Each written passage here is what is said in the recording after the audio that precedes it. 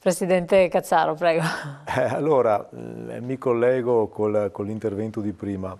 Allora, Piano Casa sicuramente è stata una cosa che ha fatto il salto verso la rigenerazione prima.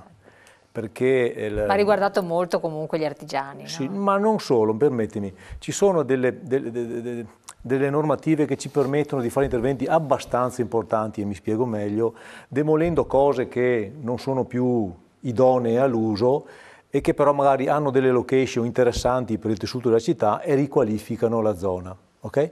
Facciamo un ragionamento molto chiaro, le nostre città sono piccole città, cioè l'intervento da 100 appartamenti a Padova, a Treviso, a Vicenza è una cosa molto importante, diventa minimo a Milano. Sì, sì. Okay? Per cui l'intervento medio, rimaniamo sugli appartamenti, abbiate pazienza, mi sembra che il discorso sia di interesse anche per i nostri ascoltatori. Per cui l'intervento puntuale sulle nostre aree è di una dimensione piccola, ok? Mediamente. Anche perché psicologicamente per il cliente entrare su un vano scale con 50 inquilini diventa una cosa, più di 10 comincia ad essere una cosa... Per noi sì. Sì, ed secondo me è giustissimo perché il nostro è un territorio che lavora in orizzontale, è una pizza praticamente, non ha le impennate. Però c'è un fattore che io ho constatato, che anche i miei mi segnalano, c'è la contaminazione del bello. Okay? Se noi interveniamo, per carità, a grossi livelli, interventi importanti per forza, guardiamo Milano, City Life e quant'altro, la cosa è decollata, facendo cose importanti, no? Però anche nel piccolo, anche in certe zone che magari pian pianino, non so perché, ma arriva un intervento che ha una certa qualità. Se qualcuno vuole fare qualcosa vicino si deve allineare, se no è fuori mercato, fuori zona, e la cosa comincia a diventare, e la contaminazione può essere qualcosa che fa cambiare il territorio da dentro, non so se rendo l'idea, ok? Certo. E su questo serve una cultura del costruire che purtroppo quando non è in mano ai costruttori ma in mano a chi fa altro, lo fa soltanto per chiudere le SRL e portare a casa l'utile, anche perché, permettimi, c'è una cosa fondamentale.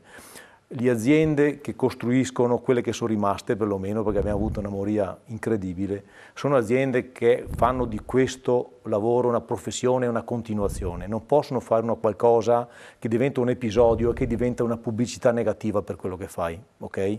Sì, cioè, ma voi potete farvi garanti di questo? La logica rispetto al mordi e fuggi è completamente diversa.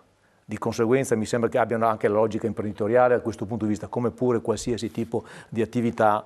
Da dentista ci torno se mi trovo bene, se no è opportuno, certo, che io vada a trovare qualche altro professionista, non so, questa è un po' la cosa che volevo dire. Per cui la nostra città veneta è un merletto, dobbiamo stare attenti a come ci lavoriamo dentro, non accetta e non permette interventi che siano fatti non con l'ago e filo, ma con, non so, con la motosega, non so, perché abbiamo dei tessuti che sono molto fragili e molto leggeri e come tali vanno trattati, insomma, perché mi sembra abbastanza semplice. Esatto, questo. Però, e qui chiedo anche l'intervento degli artigiani, perché poi lei rappresenta imprenditori di un certo tipo, di una certa portata, insomma, un po' più grossetti come categoria.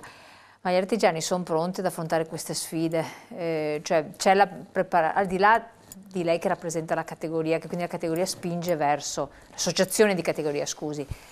Siamo pronti o per virtù o per necessità. Dopodiché tra artigiani e piccoli industriali è la stessa cosa, siamo solo noi con la storia associativa che li ha divisi. Per fortuna vanno al bar e si rimettono assieme. Questo è uno dei limiti dell'associazionismo. Perché quando io sono in una filiera edile, appalto, subappalto, ho bisogno di un impiantista, del resto ragiono assieme.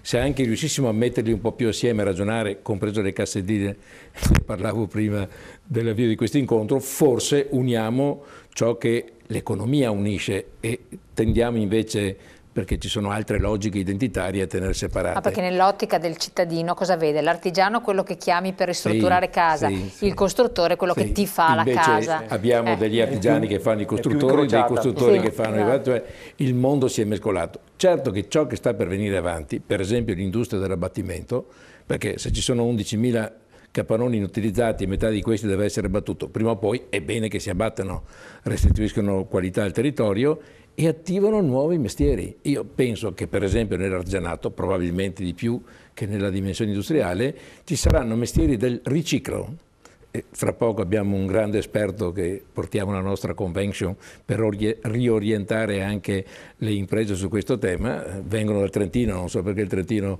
ha sempre un po' di anticipo rispetto alle forme. Perché è autonomo. Ecco, e anche perché è autonomo, bene, ma io l'ho preso a riferimento, anzi l'abbiamo preso è un tema che dobbiamo avendo anche noi sostenuto